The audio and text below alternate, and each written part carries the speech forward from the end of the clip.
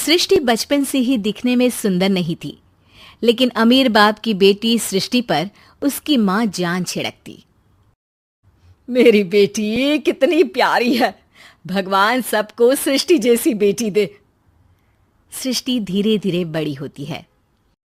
एक दिन सृष्टि की सहेली कहती है, तू दिखने में कितनी अजीब सी है, लेकिन मैं जानती हूँ हम सब में सबसे अच्छी शादी तो तेरी ही होगी।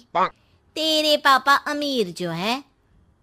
और बता नहीं सकते यार, दहेज तो हर कोई देता है, ये क्या ज्यादा ले जाएगी अपने पति के लिए? अरे बड़े शहर में कोठी है इसके पापा की। अरे पापा की है ना, कौन सी इसकी है?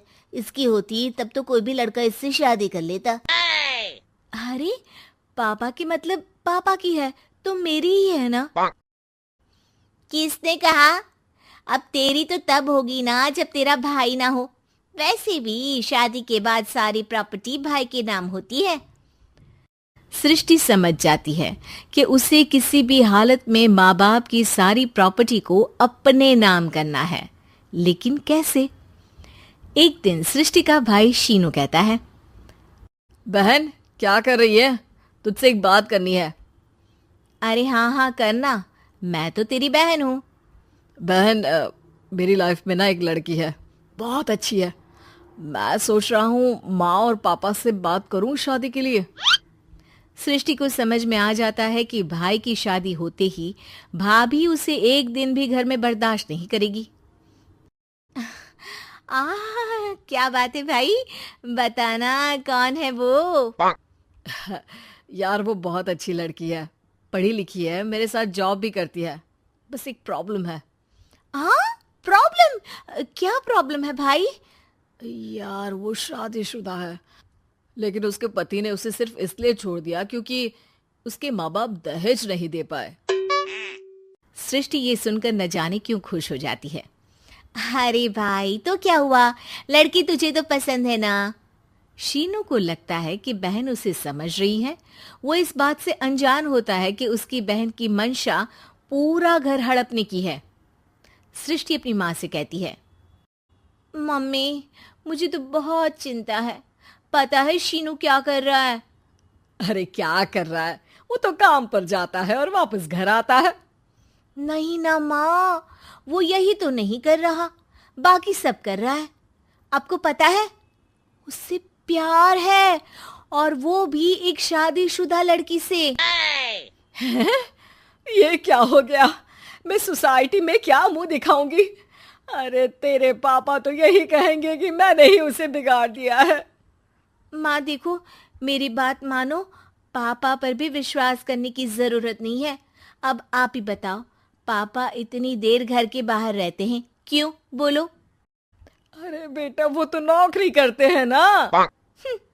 तू बहुत भोली है माँ।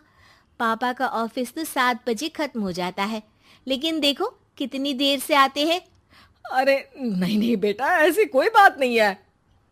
सृष्टि माँ को एक औरत से बात करते पिता की फोटो दिखाती है। देखो माँ, कैसे हैं पापा?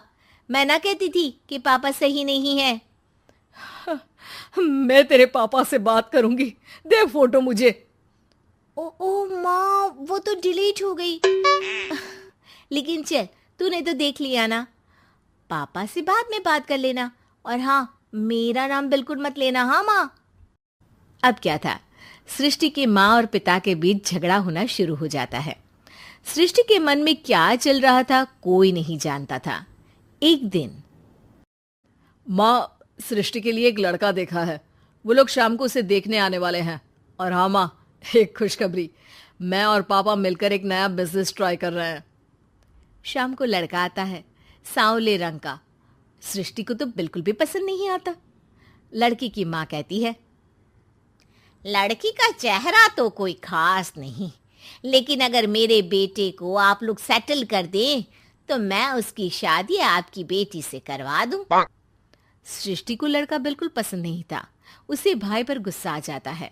लड़के वालों के जाने के बाद कहती है, माँ देखा, शीनू मेरे लिए कैसा लड़का लेकर आया, न दिखाने लायक न सुनने लायक, सेटल भी नहीं, वो भी हम करे।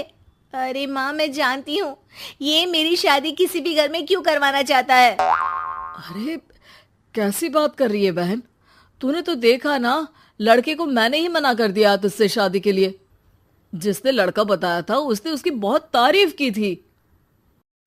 बात आई गई हो जाती है, लेकिन सृष्टि का मन शांत नहीं होता। क्या करूं, कुछ समझ में नहीं आ रहा।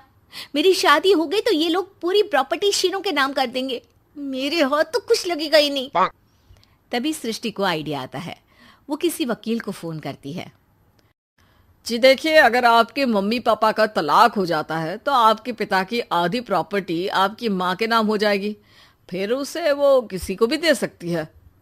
सृष्टि अब माँ को बेटे के खिलाफ भरती है। माँ, शीनू पर नजर रखा करो, वो जिस लड़की के प्यार में है ना वो शादीशुदा है। यहाँ आएगी, सारा पैसा रुपया जमीन जायदाद सब हड़प लेगी। पापा का भी हाल तुमसे छुपा नहीं है। ऐसा ना हो कि मैं और आप एक दिन सड़क पर भीख मांगे। हे भगवान, मैं तो जीते जी मर जाऊंगी अगर ऐसा हो गया तो। ऐसा हो गया नहीं माँ, ऐसा ही होगा।